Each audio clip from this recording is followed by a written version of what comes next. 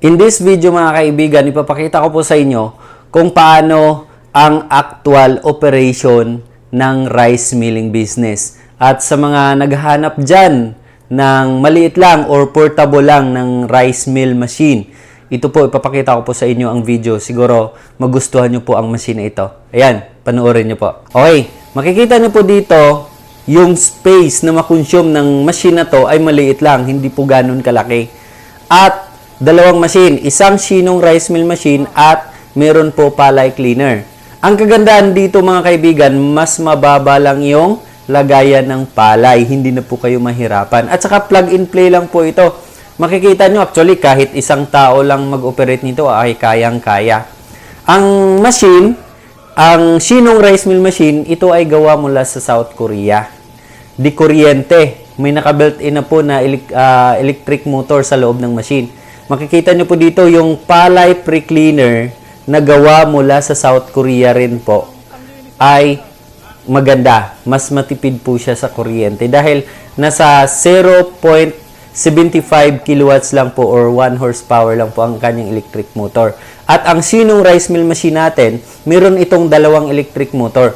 3 horsepower at isang 0.3 horsepower. Equivalent sa 3.3 horsepower or 2.45 kilowatts. Sobrang liit lang po ng consumption ng kuryente dito.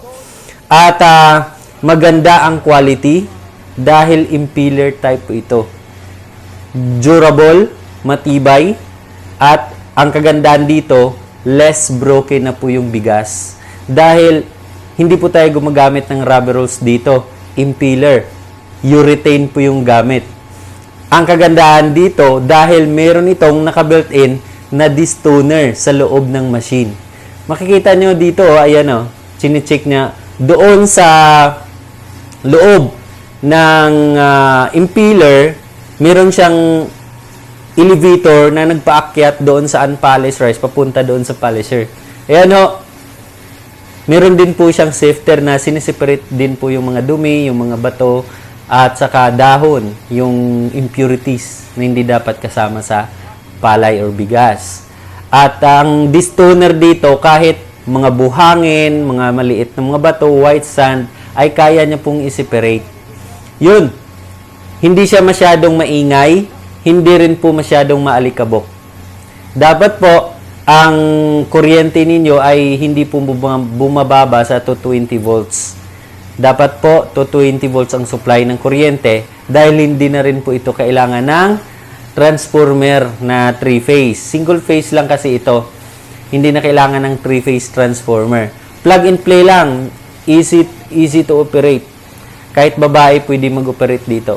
Makikita na dito, meron siyang maliit na, ayan ho, maliit na broken rice separator. Yung sa left side, yun po ay labasan ng mga ipa.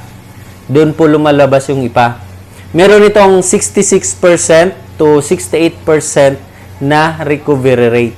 Makikita nyo po dito, ayan o, napakaganda po ang machine na to. At kung kayo ay nagbabalak magnegosyo, lalo na kung buy and sell, perfect po ito sa inyo. Personal use para sa pansarili lang. Hindi na po kayo kailangan pumunta sa malayong lugar para magpamil ng inyong mga sako-sakong palay. Dito na po mismo. Kung kayo ay nagbabalak magbabay and sell, bibili kayo ng mga sako-sakong mga palay, and then, ibibinta nyo na po bigas. Mas malaki po yung profit margin nyo dito. Ang consumption ng kuryente dito, kapag 10 to 12 hours a day, ang operation, actually, kaya nito mag-operate 10 to 12 hours per day.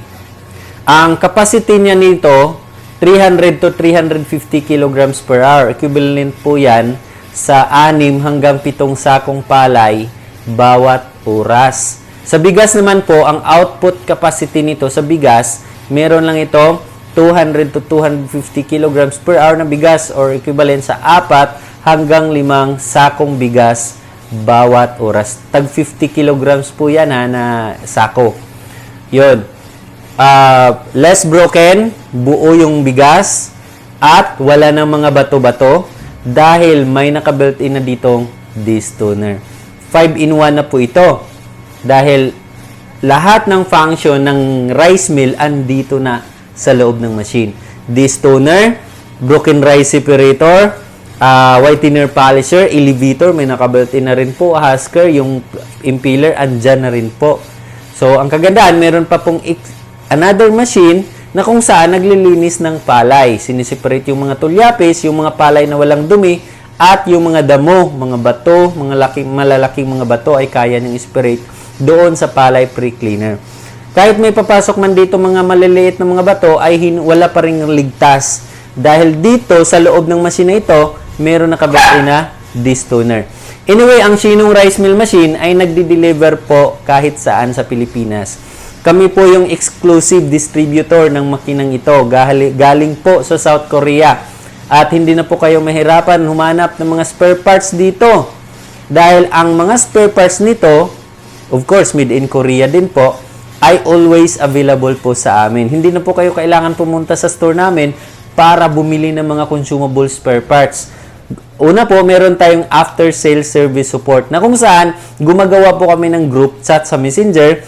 Sa group chat na yon, andyan po yung mga technician natin at ang admin. Kung meron kayong mga concerns about sa machine, directly po meron po sasagot sa inyo. At kung kailangan nyo ng spare parts, pwede po kayo mag-order dito sa Messenger mismo, sa group chat, at pinapadala po namin yung order ninyo through LBC or GNT. At ang kagandahan ay COD na rin po ang bayad. Anyway, libre na po ang installation. Pag-deliver po namin, meron tayong technician na pupunta sa inyo para mag-install, mag-demo, mag-testing, at magkaroon po ng training. Tuturuan po kayo paano mag-alaga ng machine, paano mag-ayos, paano mag-troubleshoot, paano mag-operate, lahat-lahat po. So, libre na po ang installation. Meron nga lang charge sa door-to-door delivery. Mapaluzon man, hindi tawid dagat or tawid dagat, Visayas and Mindanao, nagdi-deliver po kami. Meron po charge sa door-to-door delivery. So, ayan na po ang Shinong Rice Mill Machine na made in South Korea. Free installation at nagdi-deliver tayo kahit saan sa Pilipinas. Di kuryente, single phase lang. Hindi na kailangan ng 3-phase transformer.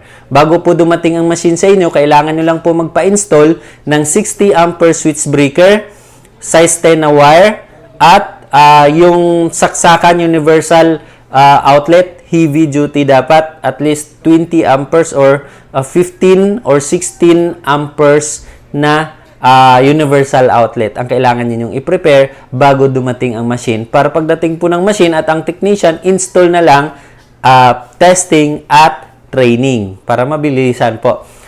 4 to 5 hours lang po installation, tapos agad. Mabilis lang po.